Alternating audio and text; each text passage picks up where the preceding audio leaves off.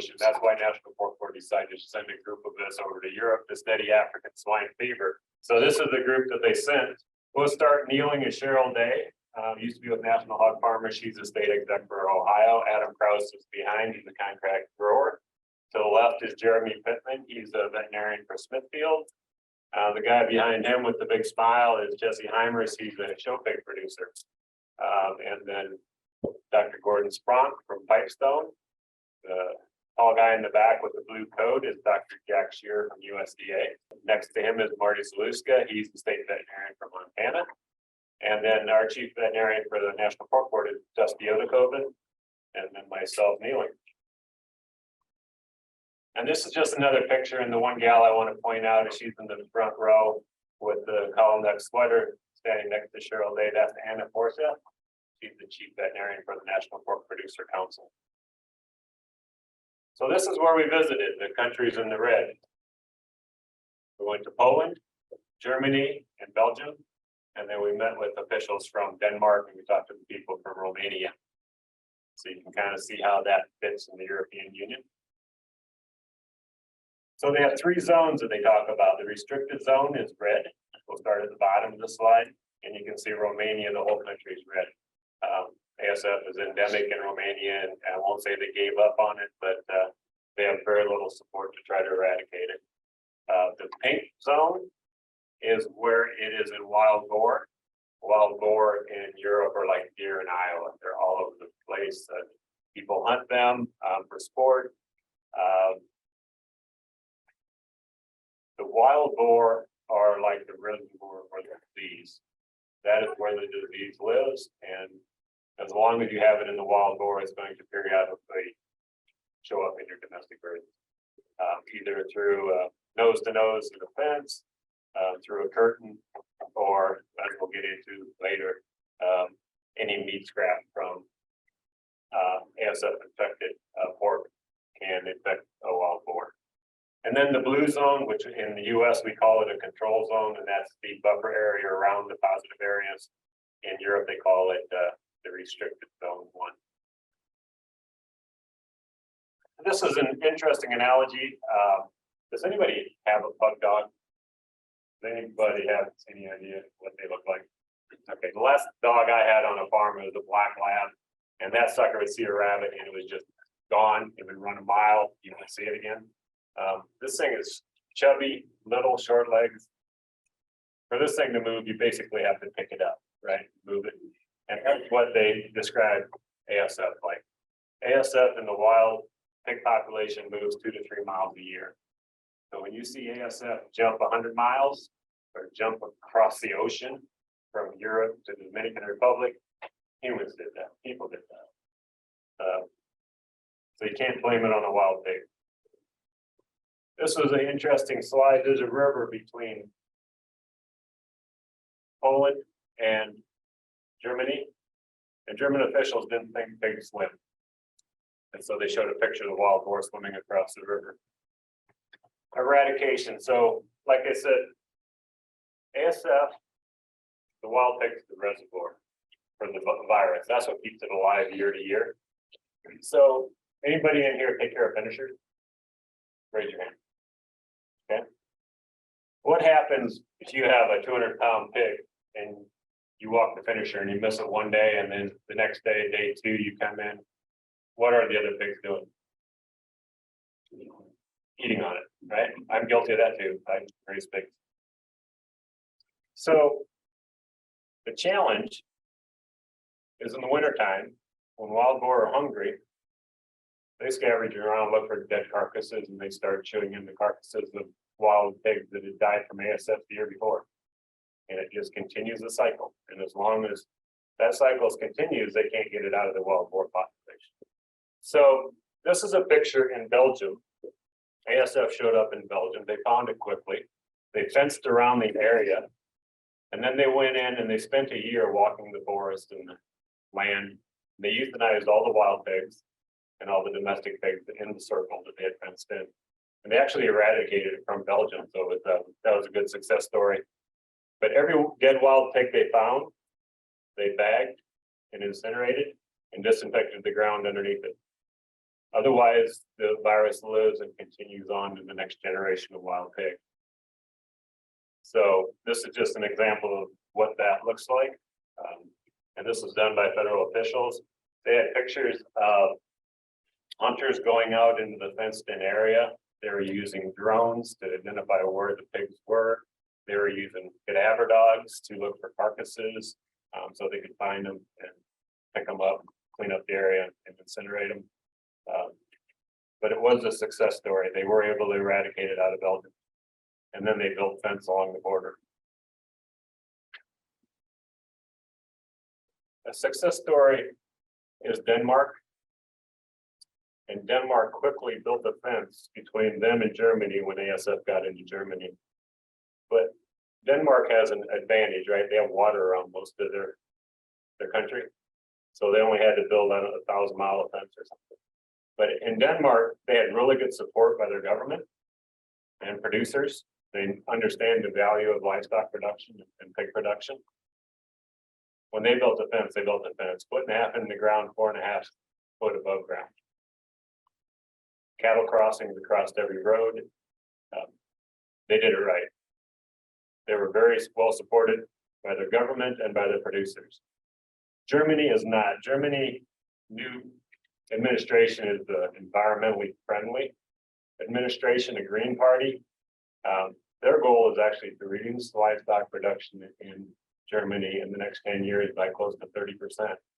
So when the producers in Germany came to the government and said, "Will you pay for a fence?"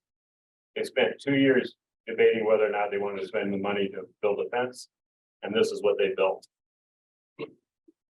And they showed pictures of wild boars running right through this thing. It's electric fence, it's flimsy wire. They take off like a rocket when they hit it, just go right through it. So that's what not to do. So there's your fence in Denmark, there's your fence in Germany. In Denmark, again, very well supported by the government and by the industry. All the trucks that go out of Denmark into Germany have to go through a truck wash when they come back. This truck wash, any truck that comes to the border with any organic material on it at all gets sent back into Germany.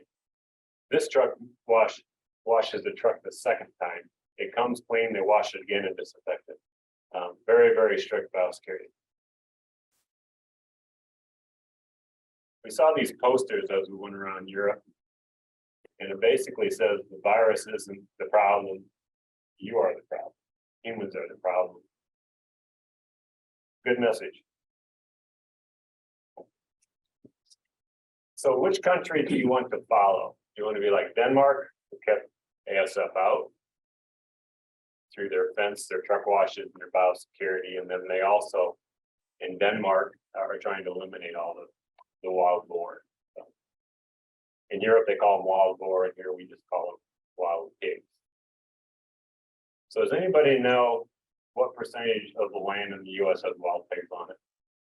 Does somebody want to stat percentage? Just throw a number out there. 30%. Okay. Yeah, it's 40%. So when you think of wild boar in the US, you think, oh, they're just all down south. Right? Where else are they at? Anybody know? Canada. Yeah, isn't that amazing that wild boar can live in Canada?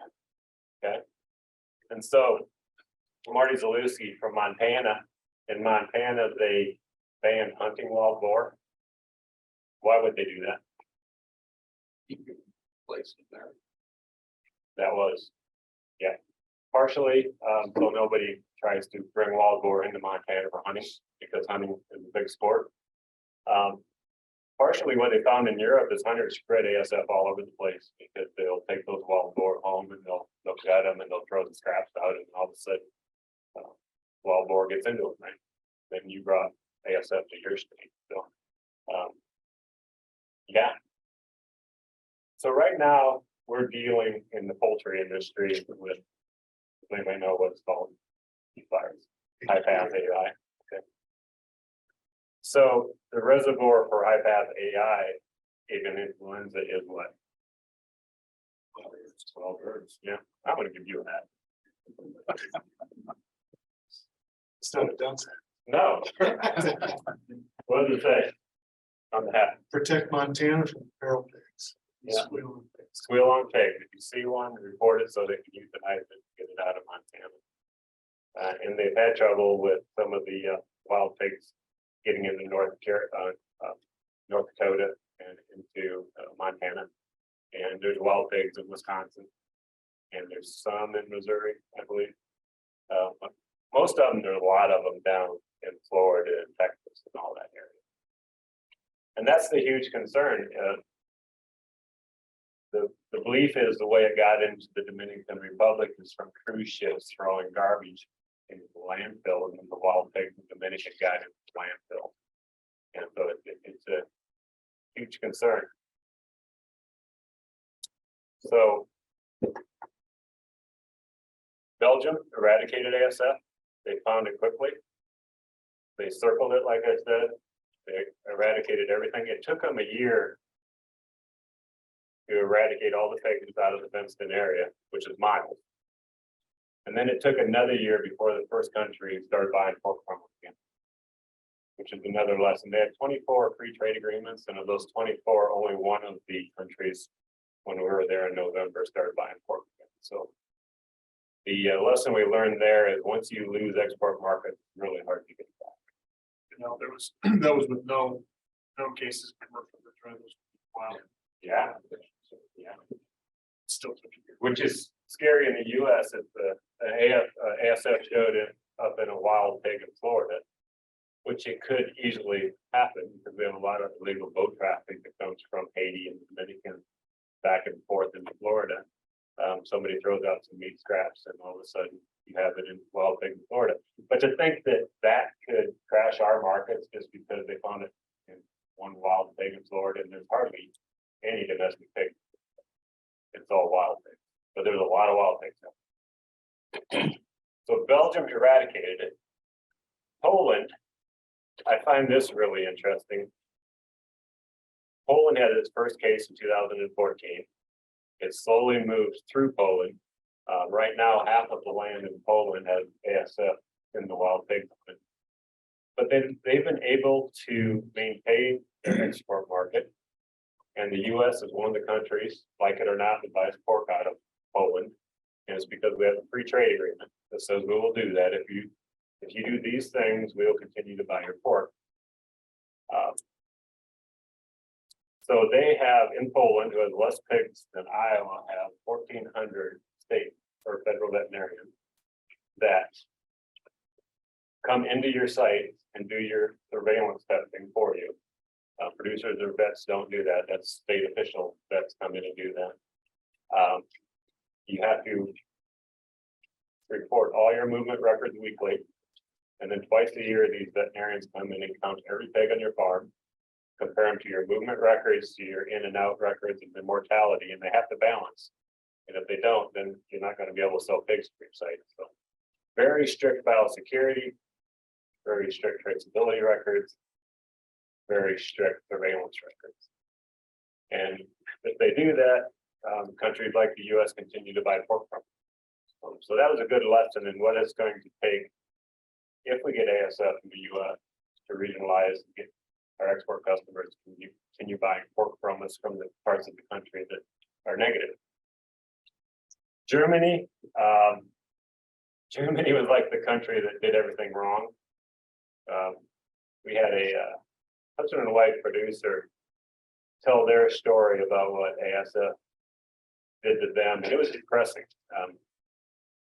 They had a son that wanted to come back to the operation, and they told him, you know, it's not worth it. You know, we don't have support of the government. We have ASF. We lost our markets. There's no future for pig production in Germany. It was kind of sombering to listen to that couple speak about not having support of their government. And in Germany, as soon as they got ASF, the media called it African swine plague. And if anybody knows the history of Germany, they had the Black Plague in Germany, and they lost 30% of their population from the Black Plague. Okay, so the worst thing the media could call it was a plague. And that's what they called it. So they lost their domestic demand, just from consumers thinking that they might get the plague from eating pork. And we had a little bit of that in 2009. Anybody remember what came into the US in 2009? We had an H1N1 virus that the media called swine flu, right? Did not infect humans. It didn't affect, it was a pig disease, right? But the media called it swine flu, and it hurt our pork prices. We lost domestic demand because consumers had that fear that maybe they were going to get flu from eating pork. So that was a lesson that we need, pork board, pork council, need to get our message out there right away that this is not a human disease. There's no risk to humans. It's a pig disease. And then Romania, basically they gave up. Half the pigs in Romania are like backyard farms, kind of like China. Just a few pigs in the backyard. Feed your family, feed a few neighbors, butcher them yourself. And in those cases, it's they've almost given up hope. So Denmark, they did it right. Belgium, they were one of the countries that were able to eliminate. Czech Republic was another country that had success eliminating it, but I think they had it show up again here just in the last month or two. Poland, they figured out how to live with it, regionalize, and continue exports. And then Germany, they struggled. And Romania, it's endemic in the country, and I think they've pretty much given up and just decided to live with it. So the conclusions are people pose the biggest risk of it spreading. And wild boar is part of the EU culture, forever a risk. In Germany, when it came into Germany, they identify where they found it. They draw the circle around a control zone. If you're in the control area, you have to do surveillance, prove your biosecurity. But it was different in Germany. Consumers and the packing industry was so afraid of having any ASF contaminated pork that the packers refused to buy the pigs out of the control area. The environmentalists and the government in Germany said, well, you can't euthanize pigs unless you eat them. And the environment and the hunting rights people and the activists said you can't go out and kill all the feral pigs because they're native to the country. And so farmers didn't have a market to sell their pigs, couldn't euthanize their pigs. The government did not pay any indemnity for the pigs. Basically, they put them out of business. So again, Germany was like the country that did everything wrong. Fences work. It's interesting. I asked the question while I was over there, what should we stockpile in the US? And I was thinking captive bolt guns, CO2 trailers, compost material. You know what they said? Fencing. You should stockpile fencing. Because the first thing you need to do is fence around the area where to find the ASF. And in Europe, they ran out of fencing materials within the first month. I just thought that was interesting. It was the last thing I thought of. That's what we should be stockpiling. Should ASF be a production disease, not a regulatory disease? Does anybody know the difference?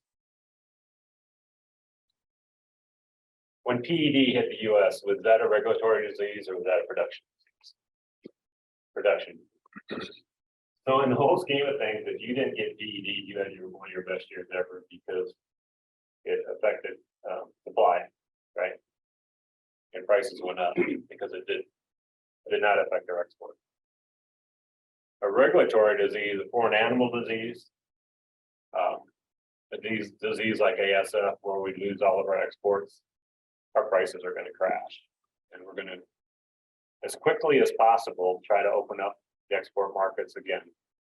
And we're gonna, as quickly as possible, try to figure out how ASF got here, where it came from, where it might have gone.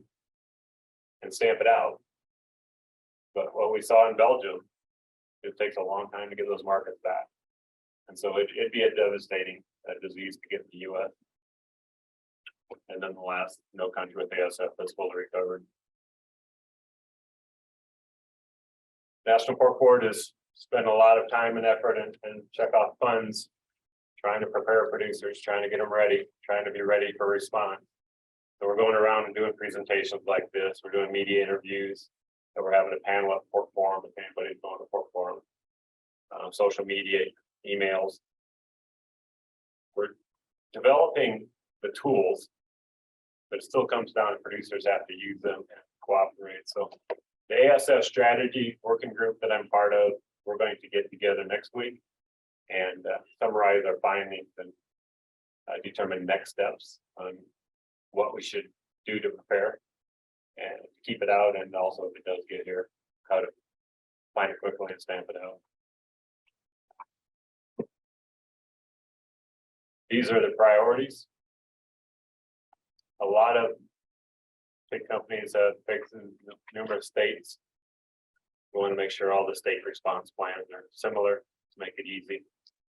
So if you comply with the rules in one state, it applies to all states.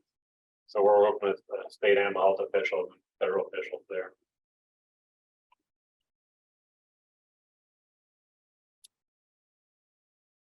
Maximize surveillance efforts to allow for early identification of an outbreak. USDA provides funds to the diagnostic lab. So any sample sent to a diagnostic lab that looks like it may be ASF, they'll test for free and USDA will pay for the testing. So what we ask of all producers is they know what ASF looks like. Pork Board supplies posters for you to look. But basically, if you have a mortality event in your building, make sure you test. And if they can't determine what it is, ask them to test it for ASF. And the diagnostic lab will automatically test if they think it looks like ASF. Number 4, expedite development of the U.S. Swine Health Improvement Plan, or U.S. SHIP. Hopefully you've all heard about that program. U.S. SHIP right now is a pilot project on track by the end of 2024 to be a USDA program. And what it is, it's a voluntary certification program. And once a year, the House of Delegates get together and they set the standards. And then they vote on the standards, and if approved, everybody in the program has to comply with the standards. And so it's a way to improve the health of the U.S. swine herd voluntarily. And the standards they set now is you have to have a biosecurity plan for each site. You have to be able to prove that you're tracing your movements in and out of your sites and be able to provide them quickly to your state veterinarian. Right now, there is not a surveillance part of it. In the future, they're planning for more surveillance. And then the other thing, which is minor in our area, is there's no garbage feeding to comply with this. And that's back to ASF does live in raw meat, and there is a risk that it does get the U.S. garbage feeding to feed it back to the pigs, and it could spread quickly if that happened. That was a concern with PD when it got in the U.S. that it spread to feed. So we would not want that to happen with ASF. Our friends at National Pork Producer Council that do the public policy are working hard to ensure that producers will get an indemnity if they do have to euthanize their herds. It does come there. Number 6, develop plans to expedite the return to trade for U.S. pork and pork products. Again, that's the National Pork Producers Council, working on agreements with other countries. We do have one with Canada that if U.S. gets ASF, Canada will buy pork from the parts of the U.S. that do not have ASF, and then it's reciprocal. We'll do the same. for them. But I think that's the only country that we've been able to negotiate one with so far. So this slide shows the infected zone, so that would be the site where they found ASF. Then the buffer zone around that site, which we would call the control area or the buffer zone, I guess is what you call it there. So first thing that's going to happen if ASF shows up in the US is there's going to be a 72-hour stop movement, no pigs move. And during that 72 hours, our state veterinarians have a really tough job. They're going to try to figure out in 72 hours where ASF came from and where it may have gone before they'll allow pigs to start moving again. And then if you're in that control area, you have to show your state veterinarian that you have a biosecure site, which National Pork Board provides a secure pork supply plan, which is basically a template that you fill out for each site that you can give to your veterinarian to show that you do have the biosecurity in place. You're going to have to show your state veterinarian your traceability records for anything that went in or out of that site within the last 30 days, so that they can trace back, see where your pigs might have gone, or the pigs that came into your site came from. I've heard this said many times that any day of the year there's about 1 million pigs on the road, and I swear half of those come in and out of Iowa, right? From anywhere from Illinois, North Carolina, Oklahoma, you name it, there's pigs coming in out of Iowa. So it's going to be really critical that producers are going to be able to help their state veterinarians out and trace where all the pigs came from and went, so we can do those trace backs to find the virus quickly and stamp it out. The top left, it's a green book, but it's the USDA's red book, and so it's USDA's response plan. The state animal health officials will work with federal officials if ASF does show up in the US. And Pork Board and Pork Council have both helped with that red book to compare. And then the bottom left is US ship. So I think with that, the sampling and testing, National Pork Board has put together a program called Certified Sampler Program. We determined pretty quickly that if ASF got into Iowa, there's no way we have enough veterinarians to go into sites to take samples. And also with a lot of farms requiring downtime.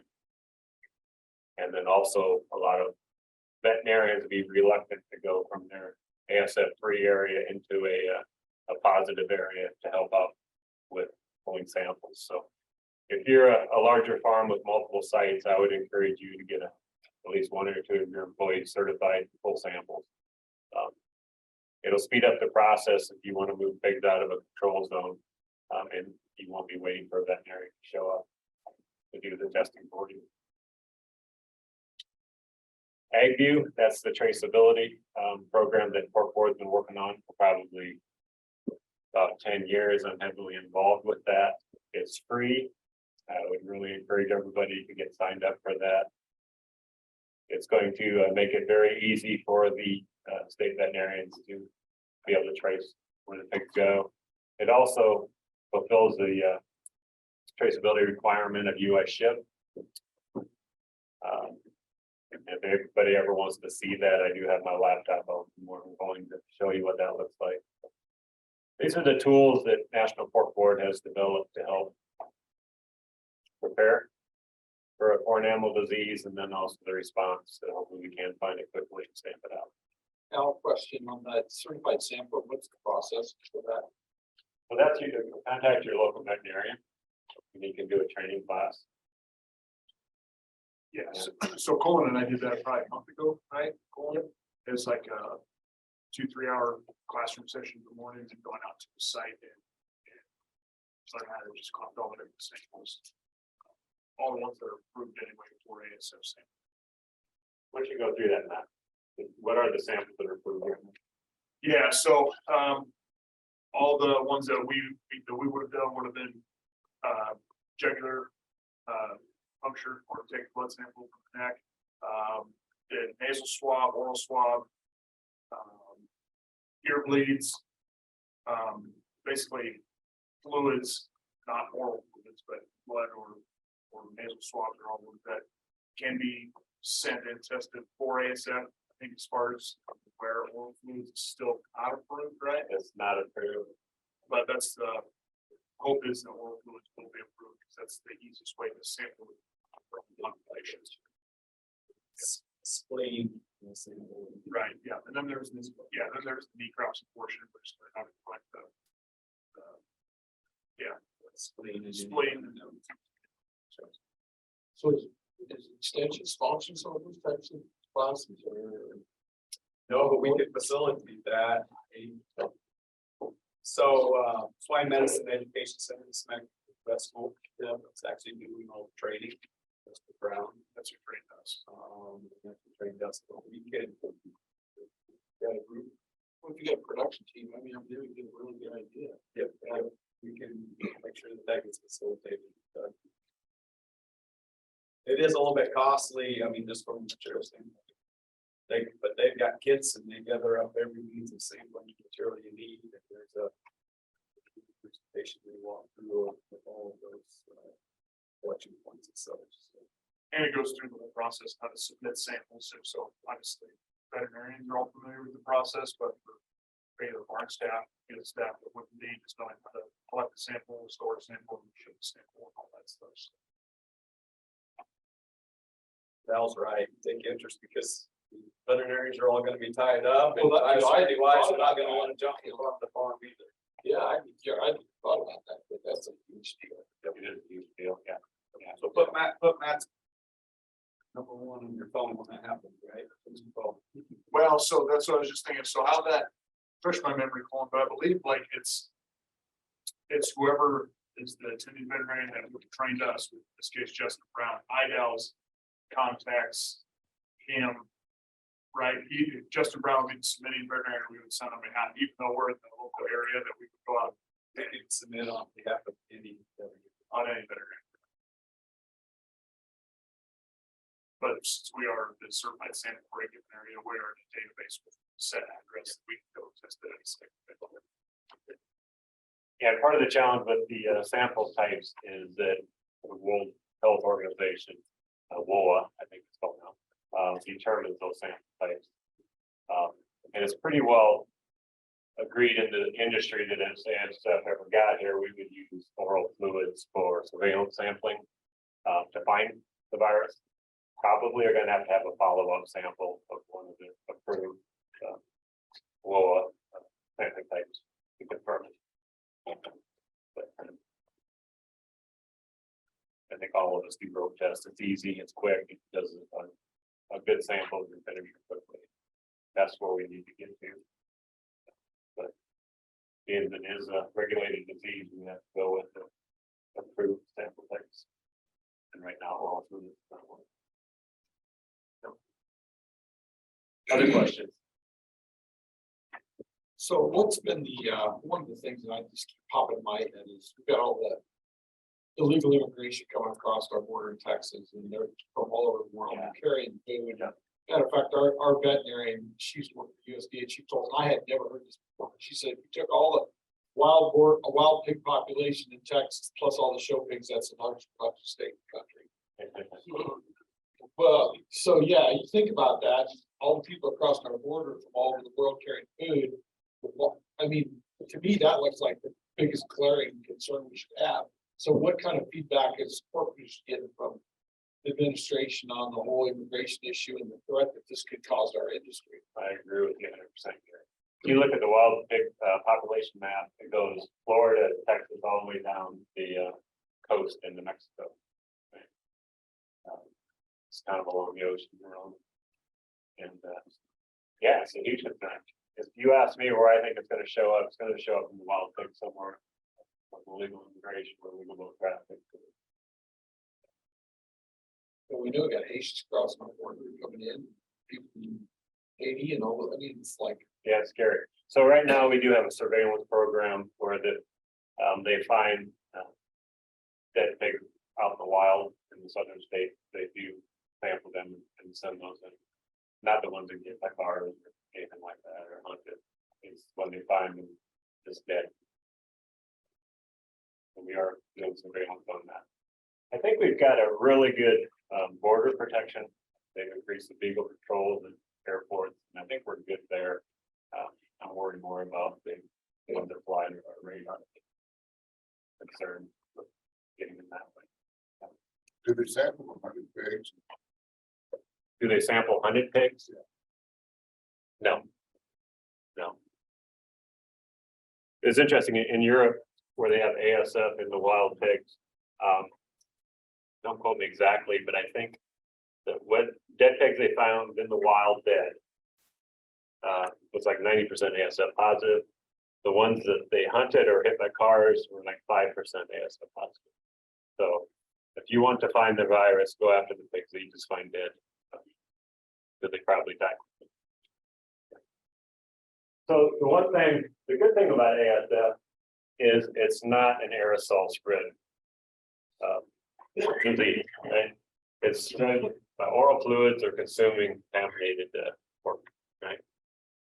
So in Europe, they figured out how to clean up sites quickly, euthanize, dispose of the animals and restock within a couple of months. I don't think that's our concern. Our concern is, what they found in Europe is if it gets into your wild pig population, it's just going to continue randomly showing up in domestic herds. And it's really hard to stop once it gets into the wild pigs. But it is a fairly slow moving disease. Poland's proven that. They find a lot of dead wild boars with ASF, but they only have maybe 10, 20 domestic farms per year showing up positive. If you have really strict biosecurity, you can have it in your wild pigs and not have it show up at all. But we'd rather just not have it. What do you cite for saying that ASF is not aerosolly transmitted as aerosol? Like, what's the? Because I look into that stuff and there's a lot of stuff that says it is not long distance aerosol. But, Okay. But Like, a quick. yeah. And what did it say? It is Like 20 feet or? just that they found it on dust and stuff and sampling. It's all out of China. Okay. Yeah. So Yeah. take it with a grain of salt, but The areas where it spread quickly were in countries that had backyard pigs and garbage fed. That's where it spread the fastest. oh yeah, I don't disagree. I don't think aerosol is a huge concern, but it's just always interesting. Yeah. It's a slow moving disease. Talking to producers to get it over there, it may start in one end of your finisher and slowly move across the finisher over a 3-4 week period. It's not like PED where you get it one day and then a day or two later, every pig in the barn's got diarrhea. It's a different slow spreading disease. Yeah. Any other questions? Go ahead. Are we better situated to repopulate and explode things than what we did a few years ago? Absolutely. Yeah. Yeah. The one concern I have is we have to keep wild animals out of our compost structures.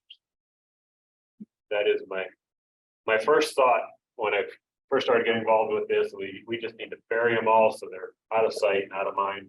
And then you talk to DNR and they're not going to allow it on half the land in Iowa. Actually, Iowa has a law, you can only bury so many pigs per acre unless the governor gives a variance of that if we have an outbreak. So I think compost is probably going to be widely used. But we just got to be really, really careful with it. Make sure that wild animals don't spread it around. Because we all have compost structures where you get a windy day, the compost blows off the top and the eagles pick up something and tend to move it a bit.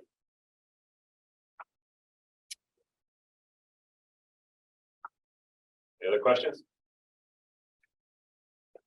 Thank you for your time and AgView, US Ship, Secure Pork Supply, look them up. If you're not involved with it now.